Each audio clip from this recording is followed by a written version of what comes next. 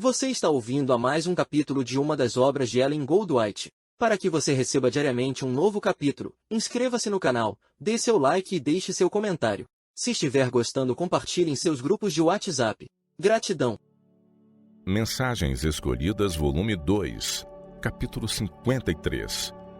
Últimas mensagens à Assembleia da Associação Geral. Elm Shaven Sanatório, Califórnia, 4 de maio de 1913. Aos que se acham reunidos em Assembleia da Associação Geral, saudações. Prezados irmãos, graça a vós e paz da parte de Deus nosso Pai e da do Senhor Jesus Cristo. Bendito seja o Deus e Pai de nosso Senhor Jesus Cristo, o Pai das misericórdias e o Deus de toda consolação, que nos consola em toda a nossa tribulação, para que também possamos consolar os que estiverem em alguma tribulação, com a consolação com que nós mesmos somos consolados de Deus. 2 Coríntios 1, versos de 2 a 4. Graças a Deus que sempre nos faz triunfar em Cristo, e por meio de nós manifesta em todo lugar o cheiro do seu conhecimento. Porque para Deus somos o bom cheiro de Cristo, nos que se salvam e nos que se perdem. 2 Coríntios 2, versos 14 e 15. Não nos pregamos a nós mesmos, mas a Cristo Jesus, o Senhor. E nós mesmos somos vossos servos por amor de Jesus. Porque Deus, que disse que das trevas resplandecesse a luz, é quem resplandeceu em nossos corações, para a iluminação do conhecimento da glória de Deus na face de Jesus Cristo. Temos, porém, este tesouro em vasos de barro, para que a excelência do poder seja de Deus e não de nós. 2 Coríntios 4, versos de 5 a 7. Por isso não desfalecemos, mas ainda que o nosso homem exterior se corrompa, o interior, contudo, se renova de dia em dia. Porque a nossa leve e momentânea tribulação produz para nós um peso eterno de glória muito excelente, não atentando nós nas coisas que se veem, mas nas que se não veem, porque as que se veem são temporais, e as que se não veem são eternas. 2 Coríntios 4, de 16 a 18. Esperança e ânimo. É o privilégio de nossos homens representativos, ao assistirem à Assembleia da Associação Geral, nutrirem um espírito de esperança e ânimo. Meus irmãos, o Salvador se tem a vós revelado em múltiplas maneiras, encheu vosso coração com a luz irradiada de sua presença, enquanto trabalháveis em terras distantes e na pátria. Guardou-vos através de perigos visíveis e invisíveis. E agora, ao vos reunirdes uma vez mais com vossos irmãos em concílio, é vosso privilégio alegrar-vos no Senhor e regozijar-vos no conhecimento de sua mantenedora graça. Tome seu amor posse de espírito e coração. Acautelai-vos quanto a vos fatigardes demasiado, gastar-vos de cuidados, ficardes deprimidos. Dai testemunho de molde a erguer. Desviai os olhos do que é sombrio e desanimador, e olhai para Jesus, nosso grande líder, sob cuja vigilante supervisão a causa da verdade presente, a qual damos nossa vida e tudo quanto possuímos, destina-se a triunfar gloriosamente. A atitude que nossos homens representativos mantiverem durante a Assembleia exercerá poderosa influência sobre todos através do campo, bem como nos próprios delegados. Oh, seja visto, meus irmãos, que Jesus habita no coração, sustentando, fortalecendo, confortando. É vosso privilégio ser dia a dia dotados com rica medida de seu Santo Espírito e ampla visão da importância e do escopo da mensagem que estamos proclamando ao mundo. O Senhor está disposto a revelar-vos coisas maravilhosas de sua lei. Demorai-vos perante Ele em humildade de coração. Orai com o máximo fervor por compreensão dos tempos em que vivemos, por mais plena concepção de seu desígnio e por acrescida eficiência no salvar almas. Muitas vezes, durante a noite, é-me ordenado estimular nossos irmãos em posições de responsabilidade a fazerem diligentes esforços para prosseguirem em conhecer o Senhor mais perfeitamente. Quando nossos obreiros compreenderem como devem a importância dos tempos em que vivemos, ver-se-á decidido o propósito de estar ao lado do Senhor, e eles se tornarão, na verdade, cooperadores de Deus. Quando eles consagrarem alma e coração ao serviço de Deus, verificarão ser essencial uma experiência mais profunda do que qualquer deles tenha obtido, se é que queiram triunfar sobre todo o pecado. Convém-nos considerar o que sobrevirá brevemente à terra. Não estamos em tempo de frivolidades ou de andar em busca dos próprios interesses. Caso os tempos em que vivemos deixem de impressionar seriamente o nosso espírito, que nos pode atingir? Não pedem as Escrituras uma obra mais pura e santa do que já nos foi dado ver? Convite à reconsagração. Necessitam-se agora homens de esclarecida compreensão. Deus convida os que estão dispostos a ser regidos pelo Espírito Santo a liderarem uma obra de completa reforma. Vejo uma crise diante de nós, e o Senhor convida seus obreiros a se enfileirarem. Toda a alma deve estar agora em posição de mais profunda, mais genuína consagração a Deus que durante os anos passados. Durante a Assembleia da Associação Geral de 1909, devia haver sido feita no coração dos que a ela assistiram uma obra que não foi realizada. Deviam haver sido consagradas horas ao exame de coração, as quais haveriam levado ao quebrantamento do inculto solo do coração daqueles que se achavam ali reunidos. Isto lhes haveria dado visão para compreender a obra tão essencial a ser feita por eles em arrependimento e confissão. Mas se bem que fossem dadas oportunidades para a confissão de pecados, para sincero arrependimento e para decidida reforma, não foi feita a obra cabal. Alguns sentiram a influência do Espírito Santo e corresponderam, mas nem todos cederam a essa influência. A mente de alguns andava por caminhos proibidos. Houvesse da parte de todos na Assembleia uma humilhação de coração e ter-se-ia manifestado maravilhosa bênção. Por vários meses depois do encerramento da reunião, senti pesada responsabilidade e insisti em chamar a atenção dos irmãos responsáveis para as coisas que o Senhor me instruía a apresentar-lhes claramente. Afinal, alguns dos que ocupavam posições de confiança em relação com a obra geral, depois de muita oração e cuidadoso estudo das várias mensagens dadas, aventuraram-se a empreender pela fé a obra solicitada, uma obra que eles não podiam compreender plenamente, e ao avançarem no temor de Deus, receberam preciosas bênçãos. Trouxe grande regozijo a meu coração ver as maravilhosas transformações operadas na vida de alguns que assim decidiram avançar pela fé no caminho do Senhor, de preferência seguir a senda de sua própria escolha. Houvessem aqueles irmãos de responsabilidade continuado a ver os assuntos sob falso aspecto e haveriam criado um estado de coisas que mancharia lamentavelmente a obra. Quando, porém, deram ouvido às instruções enviadas e buscaram o Senhor, Deus levou-os a pleno esclarecimento e habilitou-os a prestar serviço aceitável e promover reformas espirituais.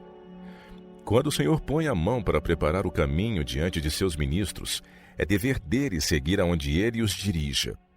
Ele nunca abandona ou deixa em incerteza os que lhe seguem a guia com inteiro propósito de coração. Uma expressão de confiança. Regozijo-me, irmãos, de em tudo poder confiar em vós.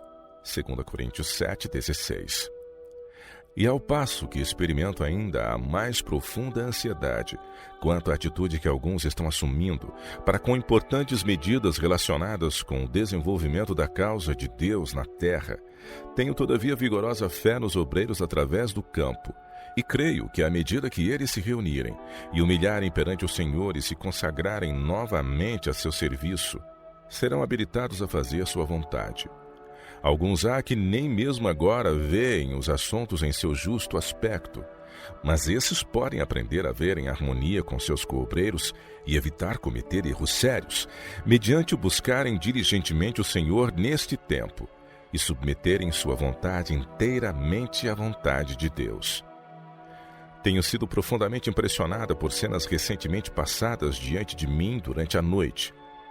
Parecia estar ocorrendo em muitos lugares um grande movimento, uma obra de reavivamento. Nosso povo cerrou fileiras correspondendo ao chamado de Deus. Meus irmãos, o Senhor está a falar-nos. Não lhe atenderemos à voz? Não esprevitaremos nossas lâmpadas e agiremos como homens que aguardam a vinda de seu Senhor? O tempo é daqueles que requerem portadores de luz, pedem ação. Rogo-vos, pois, irmãos, que andeis como é digno da vocação com que fostes chamados, com toda a humildade e mansidão, com longanimidade, suportando-vos uns aos outros em amor, procurando guardar a unidade do Espírito pelo vínculo da paz. Efésios 4, de 1 a 3. Ânimo no Senhor. Esta segunda mensagem de Ellen G. White à Assembleia da Associação Geral em 1913 foi lida perante a Assembleia pelo presidente A. G. Daniels na manhã de terça-feira, 27 de maio. Recentemente, nas horas da noite, minha mente foi impressionada pelo Espírito Santo com o pensamento de que, se o Senhor vier tão breve como cremos, devemos ser ainda mais ativos no que temos sido nos anos passados em levar a verdade ao povo. Em ligação com isto, meu espírito reportou-se à atividade dos crentes adventistas em 1843 e 1844. Havia naquele tempo muita visita de casa em casa e incansáveis esforços eram feitos para advertir o povo das coisas ditas na palavra de Deus. Devemos estar desenvolvendo esforços ainda maiores do que os que foram feitos pelos que proclamaram tão fielmente a mensagem do primeiro anjo. Estamos nos aproximando rapidamente do fim da história terrestre. E à medida que compreendermos que Jesus vem realmente presto, seremos despertados para trabalhar como nunca dantes. É-nos ordenado fazer soar o alarme ao povo e cumpre-nos manter em nossa própria vida o poder da verdade e da justiça. O mundo há de enfrentar em breve o grande legislador quanto à sua lei transgredida. Unicamente os que se volvem da transgressão para a obediência podem esperar perdão e paz.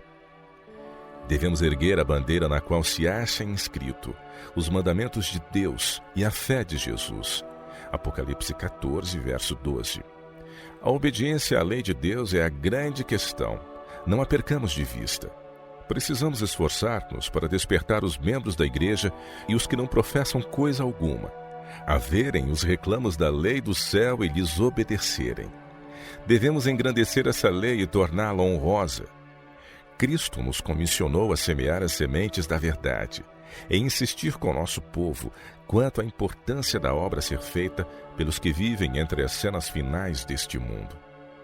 Ao serem as palavras de verdade proclamadas por estradas e atalhos, deve haver uma revelação de que o Espírito de Deus está no coração humano. Oh, quanto bem se poderia efetuar se todos quantos possuem a verdade, a palavra da vida, trabalhassem pelo esclarecimento dos que não a têm. Quando os samaritanos foram ter com Cristo a convite da samaritana, Cristo falou a respeito deles aos discípulos como uma seara pronta para a colheita. Não dizeis vós que ainda há 4 meses até que venha a ceifa? Disse ele. Levantai os vossos olhos e vede as terras que já estão brancas para a ceifa. João 4:35. Cristo ficou com os samaritanos por 2 dias, pois eles estavam famintos de ouvir a verdade. E que dias ocupados foram aqueles! Em resultado desse labor, muitos mais creram nele, por causa da sua palavra. João 4:41.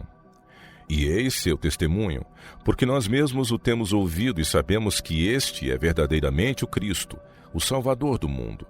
João 4:42. Quem entre o professo povo de Deus lançará a mão dessa sagrada obra e trabalhará pelas almas a perecer por falta de conhecimento? O mundo precisa ser advertido. Lugares me são indicados como estando em necessidade de esforços consagrados, fiéis e incansáveis. Cristo está abrindo a mente e o coração de muitos em nossas grandes cidades. Estas necessitam das verdades da palavra de Deus, e se entrarmos em santa aproximação de Cristo e procurarmos chegar mais perto dessas pessoas, produzir-se-ão impressões para o bem. Precisamos despertar e entrar em simpatia com Cristo e nossos semelhantes. As cidades grandes e as pequenas, os lugares próximos e distantes devem ser trabalhados, e trabalhados inteligentemente. Nunca recueis. O Senhor causará as justas impressões, uma vez que trabalhemos em uníssono com o seu Espírito. Tenho, irmãos, palavras de animação para vós. Devemos avançar com esperança e fé, esperando grandes coisas de Deus. O inimigo procurará por todos os meios impedir os esforços que estão sendo feitos para levar avante a verdade. Mas na força do Senhor podeis obter êxito. Não sejam proferidas palavras de desânimo, mas unicamente as que tendam a fortalecer e sustentar vossos colaboradores. Uma palavra pessoal. Anseio estar pessoalmente empenhada em trabalho diligente no campo, e estaria com certeza metida em mais labor público, não acreditasse que em minha idade não é prudente uma pessoa presumir das suas forças físicas. Tenho uma obra a fazer. Comunicar à igreja e ao mundo a luz que me tem sido confiada de tempos a tempos no decorrer de todos os anos em que a mensagem do terceiro anjo tem sido proclamada. Tenho o coração cheio do mais sincero desejo de pôr a verdade diante de todos os que possam ser atingidos. E estou ainda desempenhando uma parte no preparo de matéria para publicação. Tenho, porém, de agir com muito cuidado para que não me coloque em situação de não poder escrever absolutamente. Não sei quanto tempo poderei viver, mas não estou sofrendo tanto quanto a saúde como poderia esperar. A seguir à Assembleia da Associação Geral de 1909, passei várias semanas assistindo a reuniões campais e outras reuniões gerais, e visitando várias instituições na Nova Inglaterra, nos Estados Centrais e no Médio Oeste. Depois de voltar ao lar na Califórnia, iniciei o trabalho de preparar matéria para o prelo. No decorrer dos últimos 4 anos, escrevi relativamente poucas cartas. Toda a força de que dispunha, tenho dado em especial a completar a importante obra dos livros. Tenho, às vezes, assistido a reuniões e visitado instituições na Califórnia, mas a maior parte do tempo, desde a última Assembleia da Associação Geral, tem sido gasto na obra dos manuscritos em minha casa de campo, Elmshaven, próximo a Santa Helena. Sou grata por o Senhor me estar poupando a vida para trabalhar um pouco mais em meus livros. Oh, se eu tivesse forças para fazer tudo quanto vejo que deve ser feito. Oro para que Ele me comunique sabedoria, para que as verdades de que nosso povo necessita tanto sejam apresentadas clara e aceitavelmente. Sou animada a crer que Deus me habilite a fazer isto. Meu interesse na obra geral é ainda tão profundo como sempre, e desejo grandemente que a causa da verdade presente seja firmemente promovida em todas as partes do mundo.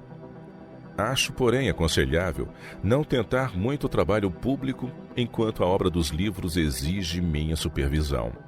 Tenho alguns dos melhores obreiros, aqueles que na providência de Deus se uniram comigo na Austrália, juntamente com outros que se uniram desde minha volta à América do Norte.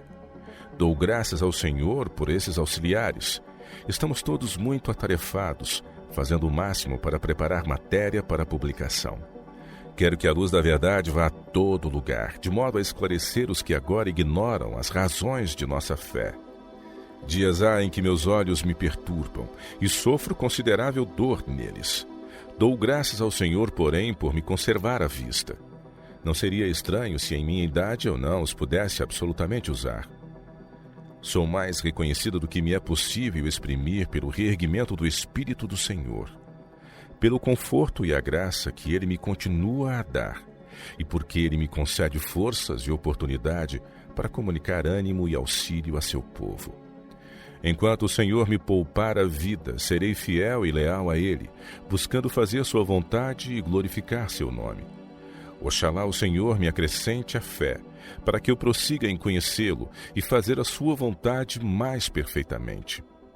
Bom é o Senhor, e merece grandemente o louvor. Influência de obreiros mais idosos. Desejo grandemente que os velhos soldados da cruz, aqueles que encaneceram no serviço do Mestre, continuem a dar seu testemunho fiel, a fim de que os mais novos na fé compreendam que as mensagens que o Senhor nos deu no passado são muito importantes nesta etapa da história terrestre. Nossa experiência passada não perdeu um jota de sua força. Cuidem todos em não desanimar os obreiros ou fazê-los sentir que pouco há que possam fazer. Sua influência pode ser ainda poderosamente exercida na obra do Senhor. O testemunho dos pastores idosos será sempre um auxílio e uma bênção para a igreja. Deus velará por seus provados e fiéis porta-bandeiras dia e noite, até que chegue o tempo de deporem sua armadura. Fiquem eles certos de que se encontram sob o protetor cuidado daquele que não tosqueneja nem dorme, que são velados por infatigáveis sentinelas. Sabendo isto e compreendendo que estão em Cristo, podem descansar confiantemente nas providências de Deus. Até ao fim. Oro fervorosamente para que a obra que fazemos a este tempo se grave profundamente no coração, mente e alma. Aumentarão as perplexidades. Como crentes em Deus, porém, encorajemo-nos uns aos outros. Não abaixemos a bandeira, antes conservemo-la alçada bem alto, olhando àquele que é o autor e consumador de nossa fé. Quando durante a noite não consigo dormir, ergo o coração a Deus em oração, e Ele me fortalece da certeza de que está com seus servos a ministrarem no campo pátrio e nas terras distantes. Sou animada e beneficiada ao compreender que o Deus de Israel ainda guia seu povo e que continuará a ser com eles até ao fim. Sou instruída a dizer aos irmãos que ministram: sejam as mensagens que saem de vossos lábios cheias do poder do Espírito de Deus. Se já houve um tempo em que necessitássemos da guia especial do Espírito Santo, esse tempo é o atual. Necessitamos de inteira consagração.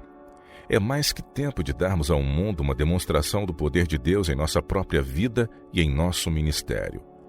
O Senhor deseja ver a obra da proclamação da mensagem do terceiro anjo sendo levada avante com eficiência crescente. Como ele trabalhou em todas as épocas para dar vitórias a seu povo, assim neste século almeja ele levar a triunfante cumprimento seus desígnios para a sua igreja. Ordena a seus santos crentes que avancem unidos, indo de força para força maior, da fé a mais certeza e confiança na verdade e justiça de sua causa. Devemos ficar firmes, qual rocha aos princípios da palavra de Deus, lembrando-nos de que Ele está conosco para dar-nos poder para enfrentar cada novo acontecimento. Mantenhamos sempre em nossa vida os princípios da justiça, para irmos adiante de força em força no nome do Senhor. Devemos conservar como devera sagrada a fé que foi consolidada pela instrução e aprovação do Espírito de Deus desde nossa experiência inicial até os nossos dias. Devemos guardar cuidadosamente como preciosíssima a obra que o Senhor tem estado a levar adiante por meio de seu povo observador dos mandamentos, e que pelo poder de sua graça tornar-se-á mais vigorosa e eficiente à medida que o tempo avança. O inimigo está procurando obscurecer o discernimento do povo de Deus e enfraquecer sua eficiência. Mas caso eles trabalhem segundo a direção do Espírito de Deus, Ele abrirá diante deles portas de oportunidade para a obra de restaurar os lugares assolados. Sua vida cristã será de constante desenvolvimento até que o Senhor desça do céu com poder e grande glória, para pôr seu selo de final triunfo sobre os seus fiéis. A promessa do triunfo final. A obra que está perante nós é daquelas que põem em tensão toda a faculdade do ser humano. Isto exigirá o exercício de vigorosa fé e vigilância constante. Por vezes, as dificuldades que teremos de enfrentar serão muito desencorajadoras. A própria grandeza da tarefa nos aterrará. Todavia, com o auxílio de Deus, seus servos hão de finalmente triunfar. Portanto, meus irmãos, pelo que não desfaleçais, Efésios 3, verso 13, por causa dos probantes acontecimentos que se acham diante de vós. Jesus estará convosco. Ele irá diante de vós por meio de seu Espírito Santo, preparando o caminho, e ele será vosso ajudador em toda emergência. Por causa disto, me ponho de joelhos perante o Pai de nosso Senhor Jesus Cristo, do qual toda a família nos céus e na terra toma o nome, para que, segundo as riquezas da sua glória, vos conceda que sejais corroborados com poder pelo seu Espírito no homem interior, para que Cristo habite pela fé nos vossos corações, a fim de, estando arraigados e fundados em amor, poderdes perfeitamente compreender com todos os santos qual seja a largura e o comprimento e a altura e a profundidade, e conhecer o amor de Cristo que excede todo o entendimento, para que sejais cheios de toda a plenitude de Deus. Ora, àquele que é poderoso para fazer tudo mais abundantemente além daquilo que pedimos ou pensamos, segundo o poder que em nós opera, a esse glória na Igreja por Jesus Cristo, em todas as gerações, para todo sempre. Amém. Efésios 3, de 14 a 21.